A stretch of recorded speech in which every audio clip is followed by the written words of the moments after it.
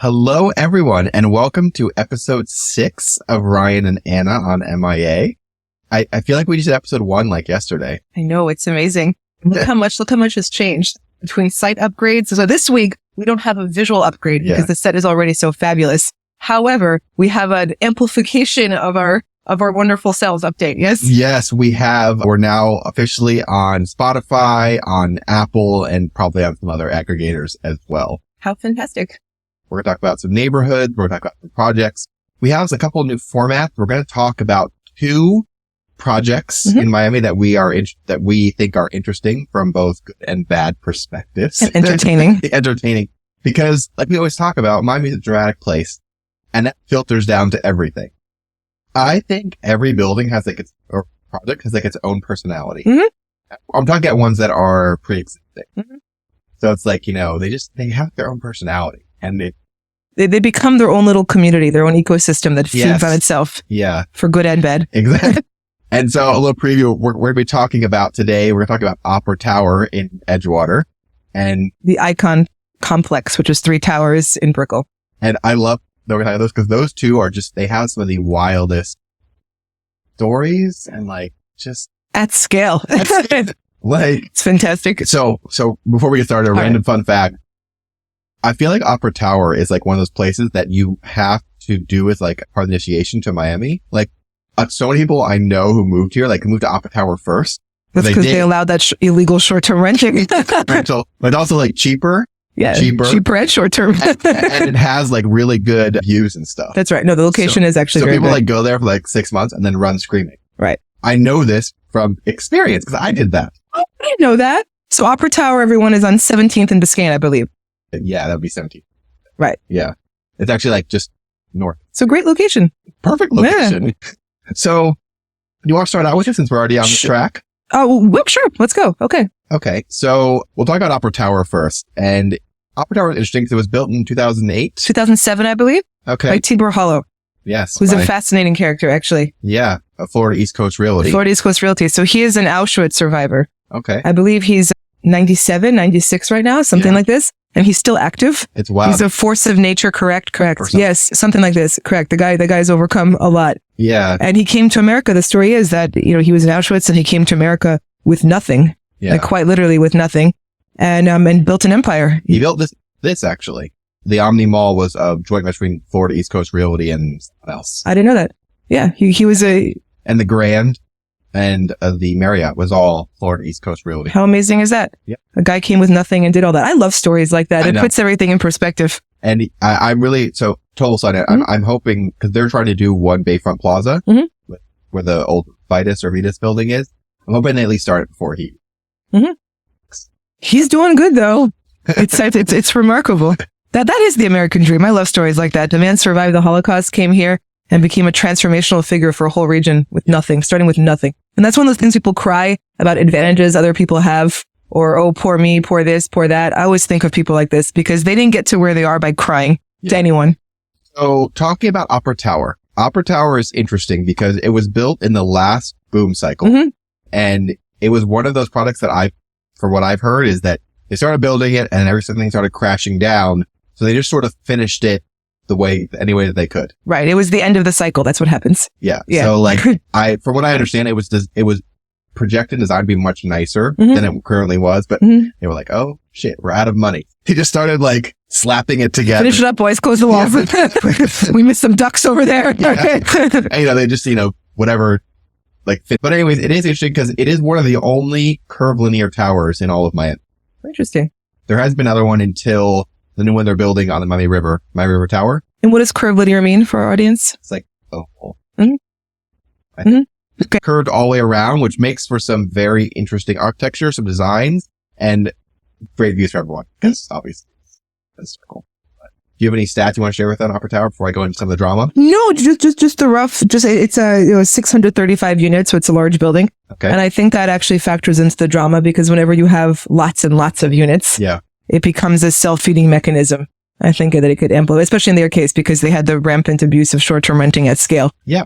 Yeah. So, like I said, I know this from experience. I lived at Opera Tower for 6 months. I had an absolutely insane roommate. That's a story for another podcast. Anyways, I lived there for 6 months. That was the first place I moved. I just literally got off the airplane, and after a hotel, I moved into Opera Tower.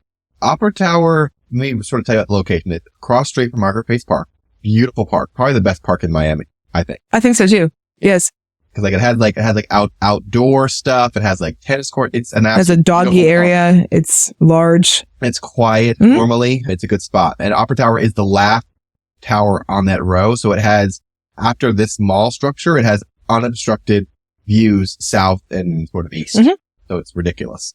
But the main problem at Opera Tower is that the entire building, or most of it, they have a hotel license. So they can do short-term rentals. And the developers actually kept a lot of the units. So you have a combination of owners and whoever Florida East Coast Realty's holding company is owning a bunch of the units. It was because they couldn't sell them during the recession. So they just sort of kept them and turned them into short-term housing or whatever. They created another model. Yeah. But they have a hotel license, so they can be rented out nightly. But they're condos mixed in with regular people who own condos. Right. And then to differentiate this from what we would refer to as a mixed use project now, there is no separate entrance, no separate areas. It's all quite literally mixed in. Yes. And I'm pretty sure that this has been a dumpster fire since like it started.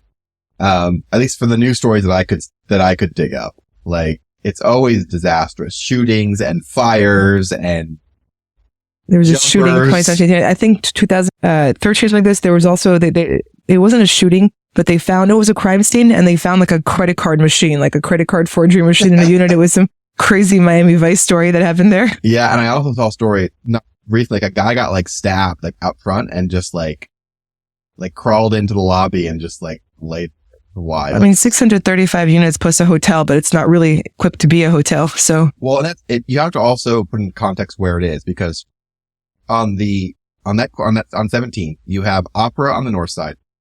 And then south, across the street from here, you have the Grand, you have the Marriott. Right. Those three things are kind of like, I call them the Bermuda Triangle of Miami. a real estate, at least. Because they attract a clientele that would normally be on South Beach. Excellent point. Like those three places are like the South Beach proxy. And he's not complimenting South Beach with this statement. And it's just, so those three places are much cheaper on a nightly average than South. Sure. But they're right there. You have the Venetian Causeway, the Causeway, so you can get there very quickly. So you end up with this section that is like a mini South Beach as far as clientele goes. Right.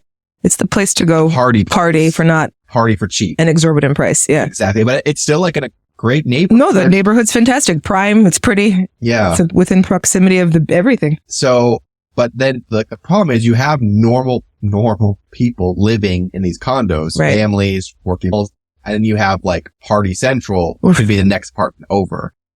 And do people really not know this when they purchase in that building? I think they do now. I think they didn't before, or maybe it was like in a way. It's hard to hide. I don't know. Like, but I mean, I lived there, and I would walk in the elevator, broken bottles. Yeah. It's a party scene. Yeah. And then there'd be fires. It's just really kind of disastrous. And it's really sad because the building itself, the location is perfect. I would probably live there if it wasn't Opera Tower. Yeah, exactly. Exactly. It's a good location. The units are a little strange because of it being curvilinear. It's one of the Miami ones that if it has 2 bedrooms, the second bedroom is like a glass cube. It's not an actual door. Kind of weird. But I mean, and definitely a lot of the units there have not been redone. They're still 2008 vintage. Sure. The one I lived in was. But anyways, yeah, it's kind of sad because it's a good location. It's just. Well, everyone, there is need for an inexpensive, easily accessible, get a foot in the door place for the city of Miami. So it can serve that purpose. There's nothing wrong with that per se. Yeah, but the problem is like just a terrible place to live. I understand. And people come to me who are moving to Miami, like, hey, I'm looking for somewhere quick. And the first place they went to me was Opera Tower. And I'm like, no. Don't do it. It's like, it's so funny. And I don't know. I have a lot of friends who live there too. And it might be a good place for an in-house drug dealer. Oh, for sure. Yeah, absolutely. It just occurred to me 100%. Yeah, just cater to the building. Don't leave. Don't have to deal with cops in the street. And the other problem is that between the HOA and the developer, like they don't not the same. So the developer had so many units, like they have like their own HOA. They're like exempt from the HOA part. Makes it really messy. So if you complain to the HOA, they really can't do anything at the developer's expense. And they're all mixed in together. They're all mixed in together. What a mess. It is. And the building itself has not been touched since 2000. Right. It basically is the same. So it started to show it's like a prime location train wreck. It is. I'm like, I wish they would, if I would develop with a lot of money, I would figure out a way to buy it out and just gut it, leave the shell and redo it. Yeah, make it fabulous. It could be. It could be fabulous. It really could. Because it has, for now at least, permanently obstructed views in almost every ways. Alas. Icon. Icons. I'll let you start talking about this. So Icon was built, I think, 2008. So similar. Icon Brickell. Icon Brickell. I'm sorry. I have to be clear. Yeah. Those are 3 towers in Brickell, 2 residential and 1 is currently the W Hotel. It used to be a different hotel before it was the W. It was the, oh my goodness, I'm blanking. It was W when I got here. It was something else at one point. I think it was just called Icon. Had a name. It's okay. But yeah, the hotel portion had changed hands. And it's with a V. It doesn't matter. Anyways, that one was built. Viceroy. Yes, the Viceroy. Yeah. Correct. Yes, it's the V. Yeah, correct. So it was built 2008 by Ryan's favorite company, Related Group. Group, not company. And yeah, so it's another huge complex. I believe it's over 1,700 units total. And so it's basically a city unto itself. And once again, in a prime location. Yeah, super prime location. Super prime. And there's a couple fun facts about that. The first one is that to the north of it is the Miami Circle. So that's where they think Tinquista had. Tequista? And they had like their trading posts. And they would trade places far away to Cuba and like Puerto Rico. Those are the indigenous people that used to live here. Yes. And then they only discovered it because in the 60s they tore down a building that was there. When they did it, they found like this circle with like whole stuff. So it got permanently preserved. So now Icon has never rebuilt. It's a national heritage site. Gotcha. Yeah, so they're lucky that way. But yeah, they've been besieged by all sorts of dramas of lawsuits. They did a class action suit, actually. Yeah. Yeah, they did. They did no pool for 3 years. Yeah. Yeah, and once again, so we definitely have some themes here, I think. We have super prime locations, projects. And buildings completed end of cycle. End of cycle. So the recession. Correct. Fun fact, or not so fun fact, Related actually lost 2 of the towers in a lender's lawsuit during the recession. Oh. It was Bank of America. They built it, and I guess it wasn't selling, and they gave it to Bank of America to finish. Right. And obviously, Related doesn't have anything to do with it after it sells. Correct. But they lost both towers before they were. Oh, interesting. And the hotel one was separate, or like that's it's like a hotel, but they did lose the other 2 towers in like a closure loss. Oh, interesting. Yeah. And it's also, Icon's one of those things where I've been there. The amenities are gorgeous. Yes, and they're gorgeous views in some of those units. And like the spa and it's stunning, but Related, of course. It's just not built well. I mean, not that it's going to fall down, but just not built well. Correct. It's like shortcuts all over the place. Yeah. And then those end up being longer term problems. And the longer term problem is the pool was closed. Years. And it has a very long, I think it was one of the longest pools, very huge pool. There's no pool for 3 years. Yeah. There was like lawsuits in like every direction. Yeah. There's something about combining master association with other association who's responsible for what between the hotel part and the regular part. And the architect was being sued and Related was being sued. There was like 25 lawsuits going in different directions. What a mess. And then the pool was closed for 3 years. And then the other part about that is they all had special assessment. Yes. On every unit. And then they couldn't use the pool for 3 years. Yep. Yeah, like $25,000 assessment and they couldn't use the pool for like. If you think about it, these things always kind of blow my mind because 3 years is a large percentage of the time that any given person will own a unit in a building. Yeah. Like let's say they own it for 9 years. Sure. You're talking a third of the time you have no pool. That's a lot. And make it even more petty, the main pool on the pool deck was closed, but the one up on top of the hotel one. Oh, that's right. That was open. Not, but they wouldn't let the residents use that one. Ooh, that's fantastic. That's petty. That's going to fuel some lawsuits. I just imagine the manager being like, no. They probably had some secret service, like you had to tip the guy something, or who the hell knows what was going on, like a backdoor entry to the only pool in the complex. But I mean, like this, you guys, if you're not from Miami or not living here, a building without a pool in Miami, that's any type of large product is non-starter. It's a non-starter. Everyone has pools here. Yeah. It's not a fancy thing. No. It's not like New York where like a building, a very nice building will not have a pool. You have to have a pool. Even a not so nice building has to have a pool. Yes. It's like crappy buildings have pools. It's like it's a thing here. Yeah. The Icon is not. No. So it's like, if someone who's going to pay either the rent or to buy a unit there, they're going to expect a pool, and it was not absolutely for 3 years. Wow. So it's, it's interesting because, if you're listening to this, just look up Icon related in news, historically, you'll see endless stories. So it doesn't have a pool now. It has a pool now. Yeah, it's a pool. It has a pool now. This is one of those things when people look at where they're going to move or buy in the region. It's one of those things like, people ask me, they'll say, oh, they're looking at this condo building. Are there any, if you look at the minutes from the association, which you're entitled to, they'll say, oh, are there any assessments on the books? And the honest answer is virtually every building is at some point talking about projects and assessments. Yes. It's a given. If there isn't one now, if you look at the minutes, they're talking about doing work and having one. I beg people at a bare minimum, do a news search for a building that you're looking at.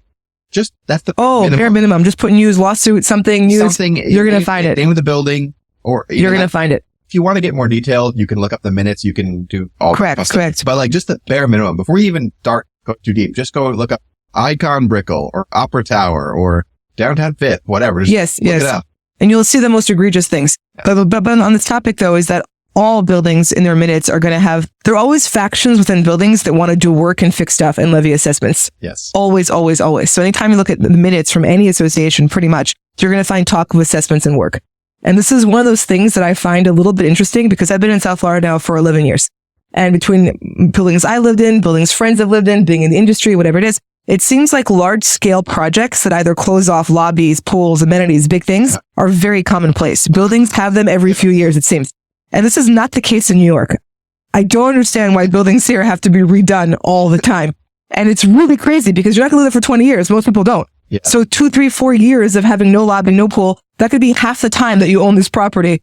So like, what are you doing? Like, I don't understand. What are you doing? Why do they have to redo lobbies every 10, 12 years? Like, I don't understand this. I'm just going to throw some shade at Miami. I think it's also because we don't.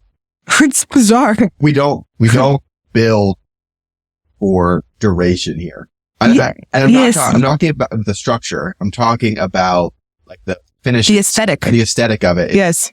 They're built. That stuff is pretty built cheap. 100%. Because it's really mind-blowing. Nowhere else in the world that I've lived in do lobbies get redone every 12 years. 10 years goes by and they're like, oh, the lobby's old. Like, what are you talking about? This doesn't happen other places But you can see it looks old. And it does because the material's crappy. Correct. Exactly. Materials are crappy. Like thin tiles that crack, all those things. And it's just like a building is 20 years old. Actually, if you chart values of buildings over time, which I do, you'll notice that as a building gets to be 20 years, it starts its upswing because everything follows the cycle, right? Everything pretty much follows the curve of the market. But when a building gets to 20 years old, it actually follows the upside far less. It gets muted because it's considered old. Yeah.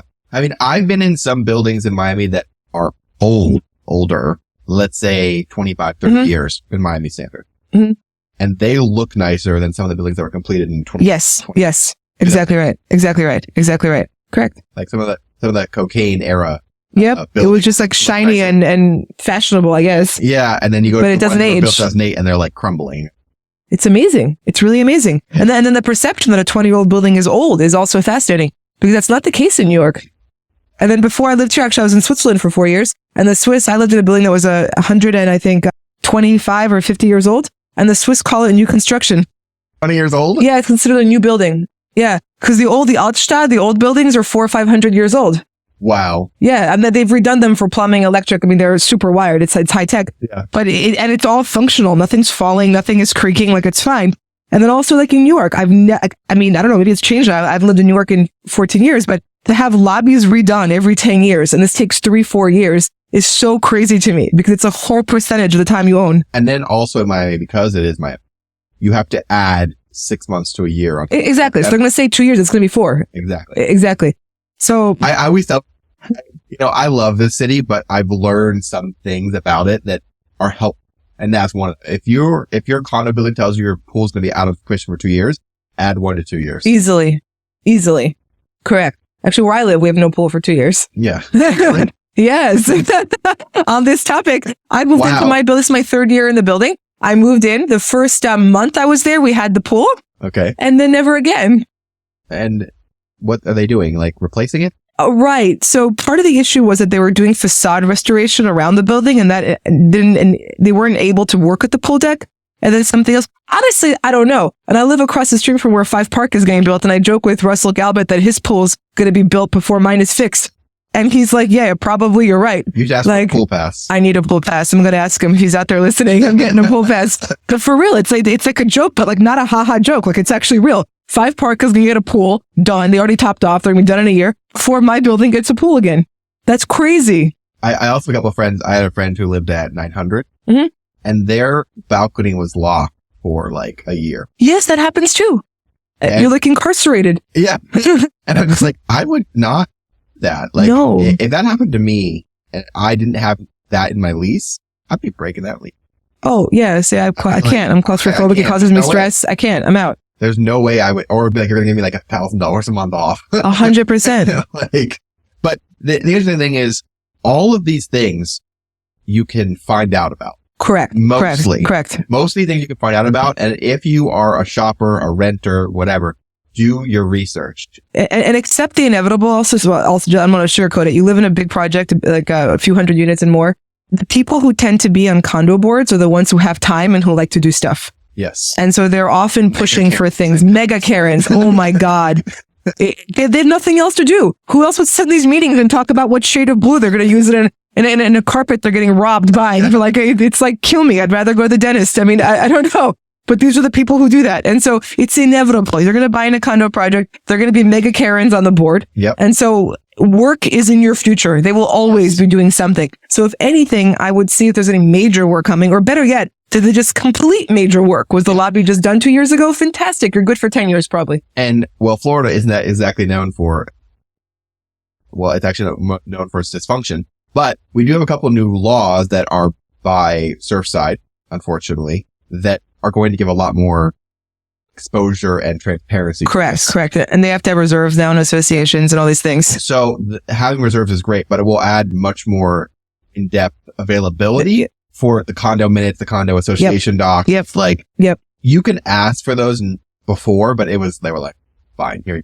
Now they have to give them and provide them to prospective owners and buyers, whatever it is. Correct. Yeah. Yes. As they should. So there are some good things they are changing, but you do, as much I love living in a high rise and living in condos, but there's always trade-offs. I accept it. You have to accept it. You have to accept it and I don't involve myself in any building politics. This is not how I want to spend my time. Do you own or rent? No, I rent. But even if I owned, I would not.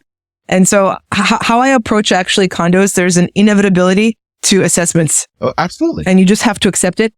And that's it. And you can't get stressed about it. So that is one of my other things about living in Miami, is that unless someday when I'm very, very well, which I'm going to be, but until that day, I am quite happy to rent. Actually, same.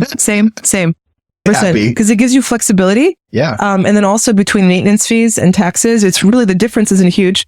And I mean, I know people can think landlords are greedy, and some of them can, but the HOAs, insurance, their returns are nothing. Yeah, it's nothing. You get returns on cheap residential housing, Section 8, cheap stuff. That's where you generate returns in residential housing. Anything that's considered a little bit upmarket, there is no return to be had. So they're getting very, very little upside to it, and for holding the property, and then they're responsible for assessments and all those things. Yeah. And so I agree with Ryan. For me, it's actually, I consider it throwaway money. Yeah, I do too. And people, my mom and everyone's like, buy. And I'm like, no, I don't want. Yeah. I don't want to deal with that drama of getting a $25,000 assessment randomly. Or it's just, I like rental because if the new building comes up, I can go over there. Yeah, they close your balcony for 2 years. You can move. Yeah. You don't have to sell it while the balcony's closed.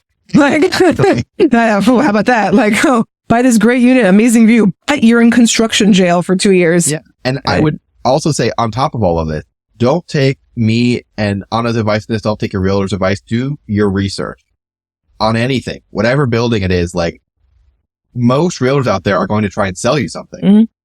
That's what they're trying to do. It's their job. So, and that even if you have a great realtor, do your own research. 100%. And just be real about works for your lifestyle and for yourself and your expectations. Yeah. All those things. And then make an informed decision and accept certain things as realities, factor them into your equation. Yeah. And also, even if you don't have a realtor yet, ask people like me, Anna, or other friends in Miami who have lived in a lot of buildings. We have some information that may help. I'll tell you the truth. Yeah. Exactly right. Exactly right. Like when people ask me about where I live in downtown Fifth. I'm very clear. I say I love my apartment. It's fine, but the amenities. But that's not important too. Who cares? But I know that. And so it's like, I tell people that. Like, should I move there? I'm like, well, you want a big apartment, but not great amenities? Mm-hmm. If you never use the amenities in your building, that's fine. Absolutely. You'll be perfectly happy with this apartment. Yeah. I've been saying a couple times, I'm actually moving. I looked at Canvas. Okay. Right Canvas is nice. Like 2 blocks. It's cute. The hallways with the nice art and everything. And they have a climbing wall in the gym. And I was walking in the amenities. I was just like, yeah, it's super nice. I toured it a bunch of times pre-construction. I want these amenities. It's super nice. They have like 3 pools, like a rooftop pool. They have climbing wall. I was like, I want this. I'm visiting Ryan when he moves. We're going to be like amenity party. Let's go. But yeah, so, just the generalized theme of this first section is do your research, understand the projects, and dig a little deeper because scratch beneath the surface. Yeah, 100%. 100%. None of it's perfect, but you want to avoid the big calamities. That's what you want to do. Yeah. And both Icon and Opera Tower are calamities. I wouldn't live in either, to be honest. No, I wouldn't. No. Another fun fact about Icon is that's where most escorts. Oh, I know that. I know. Live in Miami. I know. And you can always, this is Miami secret. If you want to go, if you're looking at buildings, go on Instagram and click on the building's location. Yes. And look at the photos that are posted. See what pops up from the gym, from everything. Yes. Yeah. If it's OnlyFans Central, you will know because those OnlyFans will tag their building. Oh, 100%. So they're trying to get business. Exactly. But it gives you a really good insight into the vibe. The culture of the vibe. Also, not only looking at news, but if you look up buildings like Icon or Op or whatever on Instagram, you'll see the news stories, current owners complaining about whatever. Correct. So dig deeper than the news, look on social media, talk to people who live there.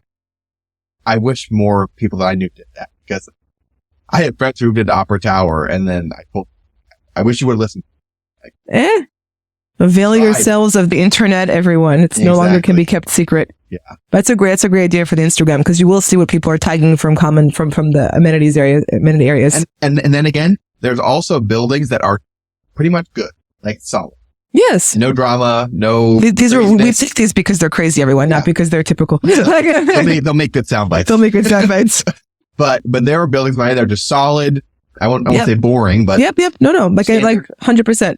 And on the positive topic of Miami real estate, there was something that came out in Bloomberg, I believe this past week, that Florida now boasts the second most valuable real estate in the nation, overtaking New York State. We are now just behind California. And this to me is a continuation of that shift in economic focus or the economic center of gravity shift that Bloomberg talked about. I think this is just another data point quantifying the ongoing reality of this shift. That article about the shift was about a month ago, and it said that for the first time now, since this has been measured, the 7 fastest growing southern states account for more of national GDP than the DC, New York, Boston corridor. Yeah. And now we've overtaken New York State for having the most valuable real estate in the country, just behind the state of California. And I think that's pretty awesome. I think that's interesting too, because regardless of whatever calamities and disasters are happening in Florida, people are still coming here and we keep getting data like this. Yeah. And then on a city level, the same article in Bloomberg tracked metros that have housing stock in excess of $1 trillion in valuation. And the order is New York, LA, San Francisco, Boston, Miami. So we're number 5. However, we had the biggest year-over-year increase of 8.6%. And so we're gaining very rapidly in Boston. And then San Francisco, which is number 2, is also not much more than us. They dropped 8.8% while we went up 8.6%. So we're climbing these ranks. And I predict that we'll be right up there, right behind New York, California. It's New York, LA, and I think we'll be right there soon. Yeah, that's great. I think it's wonderful. And I think it really goes to that. Well, I think people always say that they love to hate Florida. Yeah, they do. And Miami too. And that's, listen, I used to work at Microsoft back in the day, and Microsoft is one of those companies people don't. Correct. The press doesn't like it, especially. Correct. And they like to hate on it. They like to hate on it. Microsoft could announce that they cure cancer, and they'll be like, that bastard's making money. That's what they would say. So, and then on the same way, it's like Florida and Miami. People, they look for ways for the negativity and to poke at it. 100%. I have people who I don't even really speak to. I'll post and share data points, not my opinion saying Miami is so great, but these types of stories from news outlets that are quantifiable data. Yep. And I'll post them and they'll write me like paragraphs saying, enough with this Miami stuff. It's all lies. This, that. I'm like, what are you talking about? Why would you even take time out of your day to send me this garbage? First of all, like, I posted. If you don't like what I'm posting, stop following me. and then also what they're saying is opinion. Yes. They have no data points to counter the ones I'm posting. The ones I'm posting just make them mad. It's amazing. But the funny thing about that is that they'll be mad, then they'll be here in January and just exactly grudgingly drinking their cocktail. Exactly. Going, let's see what life is like down here. I think that's it. It's not that they hate us, they ain't us, which might be true, but it's also like we have great weather. We have a fun place to live. And I think people begrudge that. They absolutely begrudge it. And I think that especially for the Northeasterners who begrudge it, because they're the ones who, from my small sample size, people who write annoying, baseless comments to me, it's Northeasterners. Yeah. A lot of New Yorkers, which is where I'm from. Frozen and cold in January or whatever. Correct. And they're mad. I think it's also, I think it's that. And I think it's also political. Yeah. Because they don't like that we were more open than them during COVID and that we didn't die. No, I'm serious. It's like, what? And then they don't like the fact that they don't identify, and I'm apolitical, so it's not even that, but they don't identify with the politics of the leadership of the state. Yeah. And then they're like, how dare these people go to this state run by these evil people and enjoy themselves and have a good life? I think that's it. I think people think that, I mean, listen, Florida has a political issue. Every state does. And it has for a long time. It's always been a disaster. But the citizens have mostly learned to live with that disaster. Correct. The best way they can. Yep. And to enjoy the things that the state offers. We know the disaster is there, and at least I try it. Do what I can locally. Correct. But I don't like focus on it. Like more people focus on Florida's problems that are from somewhere else than are from here. Yes. I'm like, why do you care? And these same people in New York focus on your own problems. There are tons of problems over there. Like, what are you even talking about? You think New York is perfect? Like, I'm from there. It's not. Come on. It's like my old verse about the dust and the plank in the eye. Yes. No, that is a weird analogy, but like, I don't understand that. It was especially during COVID. Like people were like, oh, you guys are open and everyone's gonna die on the streets. And I'm like, not really. I think it's a continuation of that. Like they find, I don't know, America has such entrenched weird identity politics right now. Yes. That when people look at a place identified as being the opposite of their belief system, they automatically want it to fail. Yes. I think that's part of it too. Yeah. And Florida doesn't fit in any box. Correct. It does not. Especially Miami. It does not fit in any box. Any box you put in, it's going to like bust out of that box. Correct. It's like a square. Correct. Taking it around. And people aren't coming here to be mad. They're coming here to live life and be happy. Exactly. And whatever. They're begrudging these people who are intent upon looking at the negative. And, yeah. and you know what? Haters are fans too. I look at that all as a positive sign. But the whole focusing on the negative thing kills me because all you own in this life is your time. And you want to spend it focusing on the negative. You can do it all day. It's not going to achieve anything. I saw negative. I saw a news story.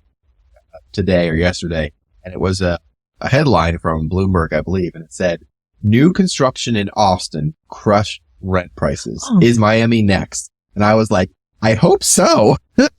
A drop. Listen.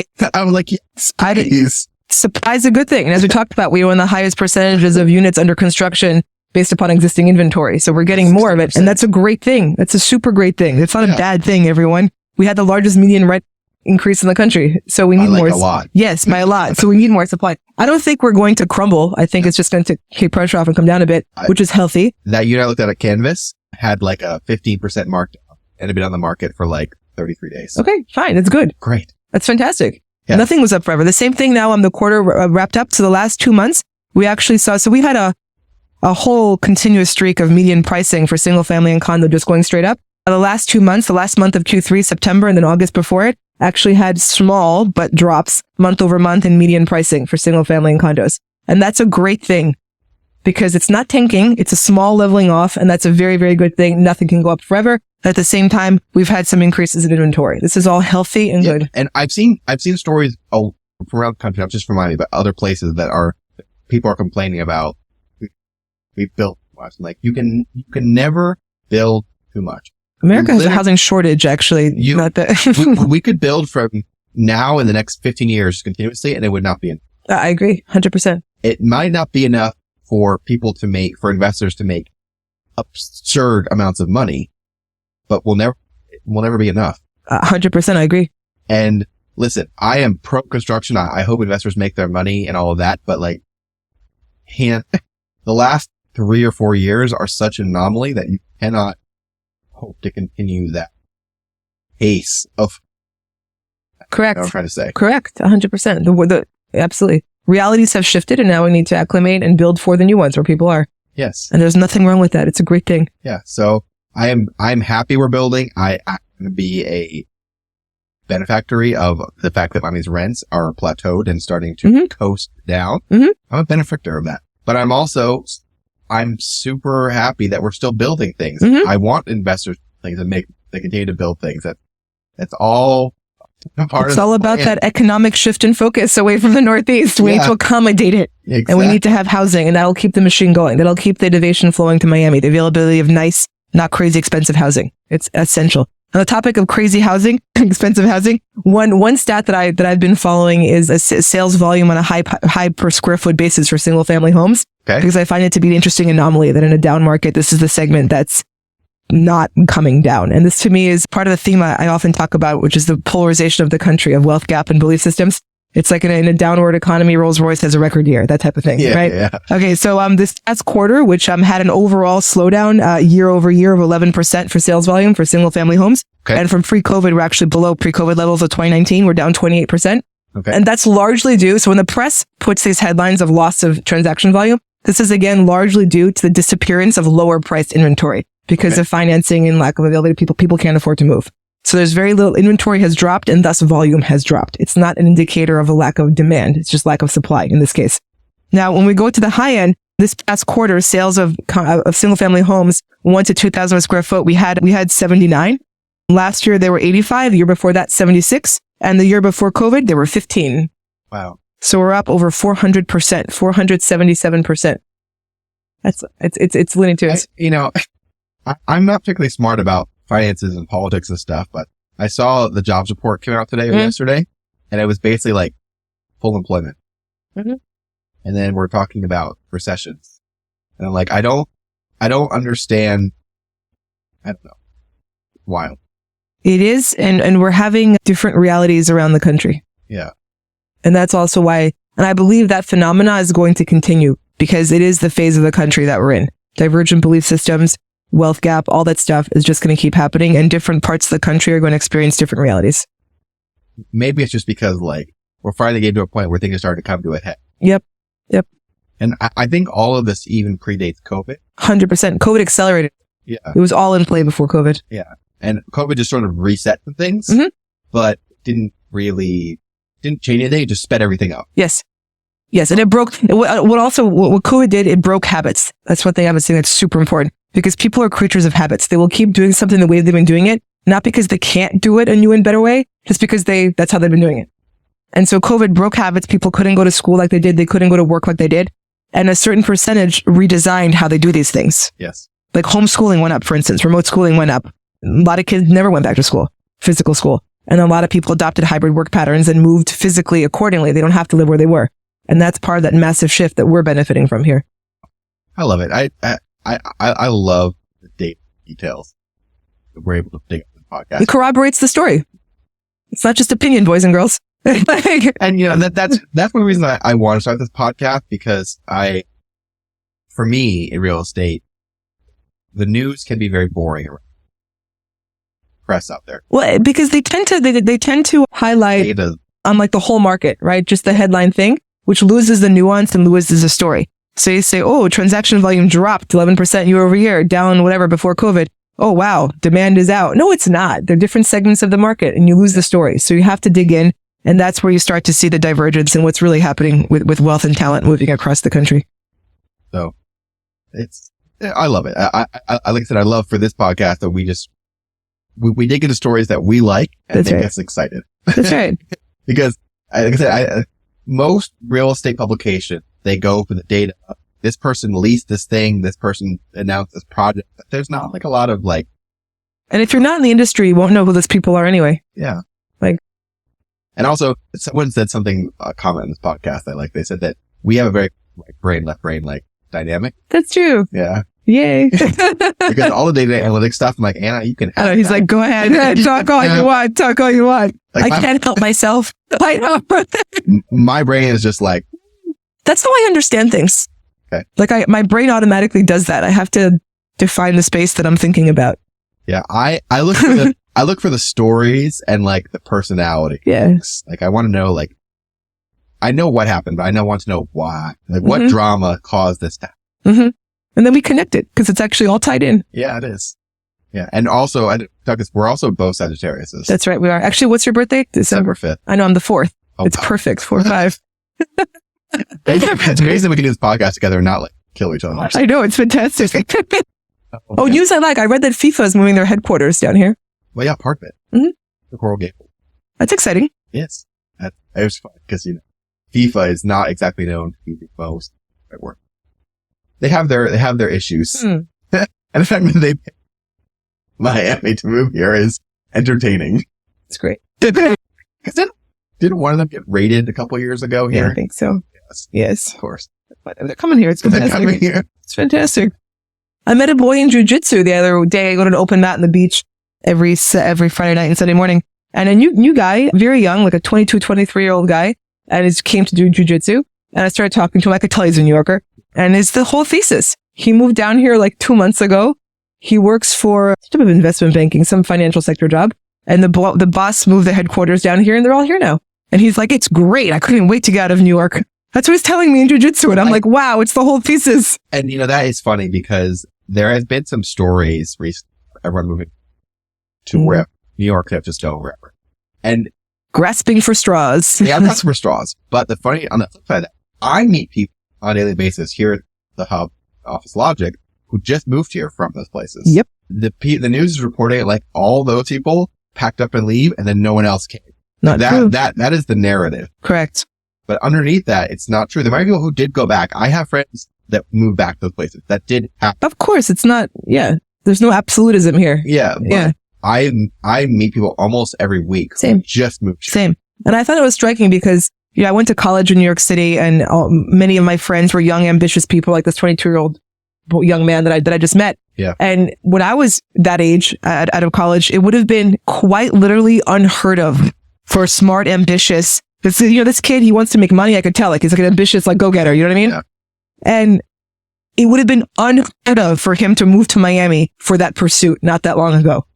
Yes. Just that alone, that whole thing. Cause he didn't come here to party. He came here to work hard and make money. And that 10 years ago, that would have been unheard of. That a young, ambitious guy in the finance industry comes to Miami to make money. And that shift, that's like, And I've met multiple people like that. I think it's amazing. And these are people that are established professionals making a lot of money. Mhm. They want to be here.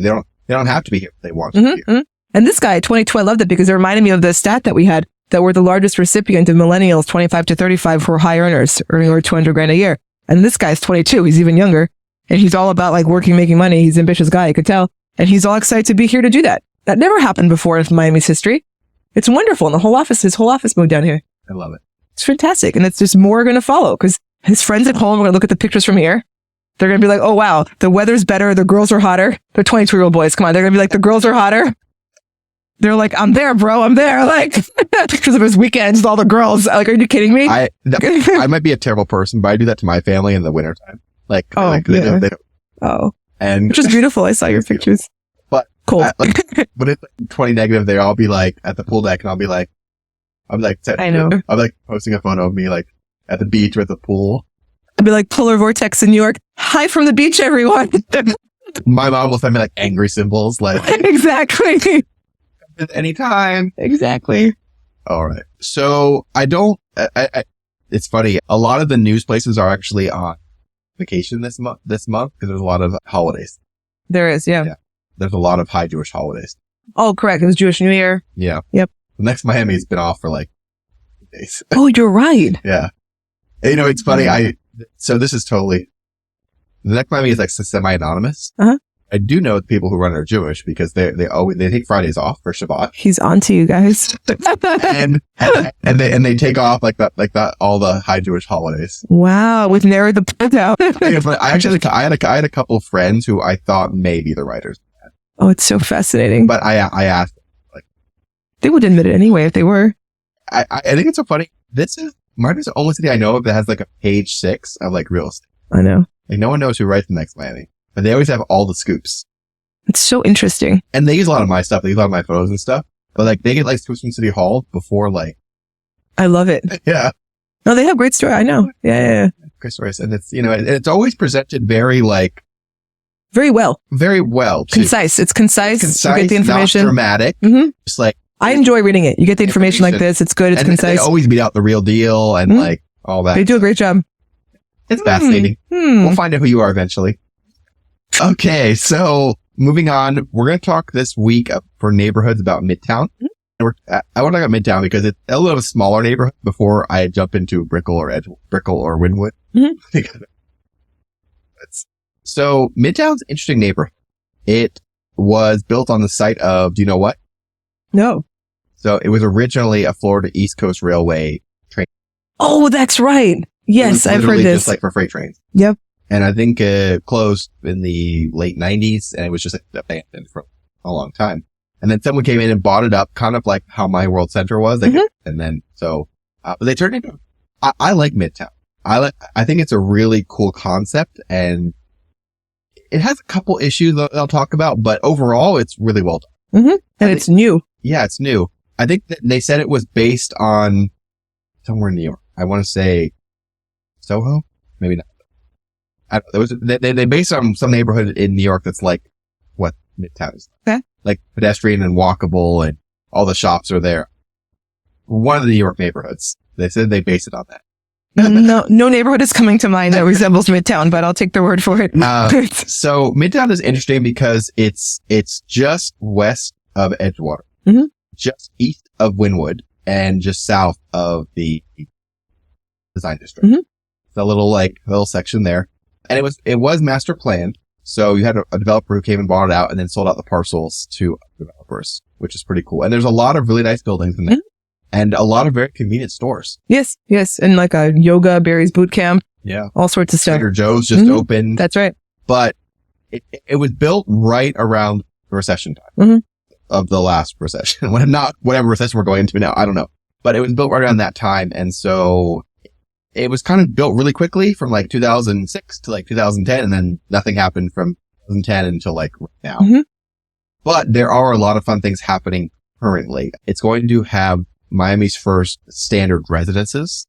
That's right. Right across from Trader Joe's there. Mm-hmm. And it's also, that project is not going to have a parking garage. It's going to use the current one. That's very nice. And it's going to be from what I understand, the way they're pitching it is it's very much like people to buy their second homes and then rent that one out. Short-term rentals. And then on the corner there on 36 and like it's like the northwestern edge there's like a big blank lot, condo tower there, one Midtown, very nice. And then eventually that whole big section in the middle where it's grass, that, most people don't know this, but that is actually called the entertainment block. And that was supposed to be like a movie theater and a bowling alley and all that. It's still in progress. We don't know when, but that block is not a park. It is it's a future. Okay. That makes sense. Cause it's always kind of weird. It's like a giant block. I've wondered. It's a square of grass right there. Yeah. And like a very prime area. Correct. But it's supposed to be entertainment part of it. Cause you'll notice it doesn't have a movie theater, doesn't have bowling or whatever. It's just sort of a lot of residential and shops. What else is happening? There's a bunch of new multifamilies happening there. At least 3 or 4 of them. Like all happening. So Midtown is like filling in kind of like My World Center. Like they're building out projects as they get developed. I like the vibe in Midtown. Whenever I go, I like it. It's pleasant. So I like Midtown too, but I'll say this. They did a terrible job designing for the volume of the future. Oh. Like Midtown is one of the places that's close, too far away for me. This is true. Like I live on 5th Street. It starts on like 29. Right. But the only way to get there is by car or walking. It's way too far to walk. And the streets in Midtown are like already jammed with the people who are there and deliveries and whatever. They did a really bad job on the streets. It's a good point. It's a good point because more is coming. And more is coming. So yeah, it sort of sucks because I think my prediction is that they're going to have to rip out all the street in the next 10 years and redo. Because there's only 2 entrances to Midtown. There's 29 and 36. On the other side, it has the Florida East Coast Railway and then North Miami Ave. Mm-hmm. But like there's only 2 entrances for pedestrians and cars. 36 and 29. It's like stuck inside those boxes. So I like it. The thing is, it's so convenient. It's like eating the bike. It's so convenient, but it's annoying at the same time. I understand. That makes sense. So, but anyways, Midtown's great. A lot of friends there. And if you don't need to leave Midtown, it's great. That's what I'm saying. Once you get there, it's nice. You walk around, it's very pleasant. Yeah. If you park a car, you have all the restaurants, everything you have. It's really great. Mm-hmm. So that is that. Whoa, we have some stuff happening outside there. My goodness. Do you want to tell me about your new project? Yes. So we unknowingly both started new video projects in this past week, which is pretty good. Our synchronicity here is December 4th, December 5th. There you go. So my new project is called Next Act, and it helps professionals who are looking for a job, in between new jobs, and it gives them exposure via like video interviews, figuring out what they want to do next. So I've already interviewed a couple of my friends. If you or anybody else wants to be on it, you can be as well. And I just interview people for like 15 minutes and I find out where they've been, what they're doing, and where they want to go. Oh, we kind of extract the story. Exactly. And sort of verbalize what they envision for their next step. Because I have a lot of friends who are accomplished, but they don't know what they want to do next. That's wonderful. And life is long. Yeah. So I'm helping them find their next act. I love that. And tell me about yours. Okay. So my new platform is called AskAnnaShow.com. And so I know. I love it. So this is a continuation of what I do with the Association of Realtors. So I'm actually a governor of the Association of Realtors. And as a, off my website, Analytics Miami, that's where I publish long-term trend analysis. And the reports themselves are like very dense data reports. And I have found over the years that most realtors, most people, benefit from having them explain things highlighted, relevant trends pointed out, all those things. And so when I speak at events, like for example, I spoke at Rock the Market at the Hard Rock Hotel. It was like, that was crazy. That was over 1,500 people in the room about 2-3 weeks ago. And I spoke at the FIAPSI World Congress at Nobu before that. And I kind of give people, it's mostly realtors in the room, this sort of distillation synopsis of what's driving our market, because my goal is that they're able to explain to their clients what they're seeing and why, because the why is important, not just the data point. And the data points in isolation are meaningless. Everything is part of a cycle. So if you can identify what's driving the cycle and where we are within it, then you can project the future. And the news will keep getting it wrong because sour grapes, because people are not good at recognizing momentum cycles or patterns, any of that. And so it's important that everyone be able to own the Miami story. Yes. And so when I gave this presentation, they said to me, you should really do a monthly webinar to help out our members. And I said, you know what? Let's do it. And so I kind of had this plan in my mind for a while. And so it's called AskAnnaShow.com. And every month there's a deep dive into what happened. This is a quarterly update this month. It's going to come out next week. And it's a 30 to 40 minute video of me talking about like what I do in presentations, what's driving the market, highlighted things you're not going to hear in the news. Because again, the news reports on the whole market. You can't do that. You have to subdivide and see where the action is. So they can download the PDF of the presentation, also a PDF updating macro points, quantifiable macro points that people can use as sort of arsenal to negate the Miami haters. And then talking points. People always want talking points. Okay. So yeah, the first one is next month, AskAnnaShow.com. It's the secret weapon to owning the Miami story. Can't wait to see it. It'll be fun. Awesome. Well, before we close out, I did hear an interesting bit of some tea yesterday. Apparently related, our favorite company, has started drilling at the Baccarat site. Oh. Before the vote on the next vote from the archaeologists in the city. How'd they do that? It's Miami. Yeah. They're good for them. Okay. So they are very sure the vote will go their way. Oh. And they're going to continue until they're stopped. I understand. Because they can. So why? Because they can. Okay. That's the thing we'll cover later when we get on Brickle, but the Baccarat saga would write like TV series. It's amazing. But it'll be interesting. So yeah, so that's a fun bit of news. Also, we need to do a Brightline. I feel like that's like a fun thing. That would be fun. Podcast. That would be fun because it's such a great thing for the region right now. Yeah, we need to do a Brightline like Orlando. We'll do a Brightline trip. Yes. Cool. Yay. That'd be amazing. That's right. Exactly. Yeah. I love that idea. Anyways, guys, thank you so much for watching, listening. And we are now on Apple Podcasts and Spotify and Buzzsprout and all these places. So please subscribe and download and tell all your friends because we're having fun over here. And send over any thoughts, ideas, questions. Send them over. Tea. That's right. We'll spill it for you. If you don't want to say it, we will. All right, guys. Thank you so much for watching and tune in next. Okay. That was great. That was like a really fight. I know. I love it. And we're always exactly on time.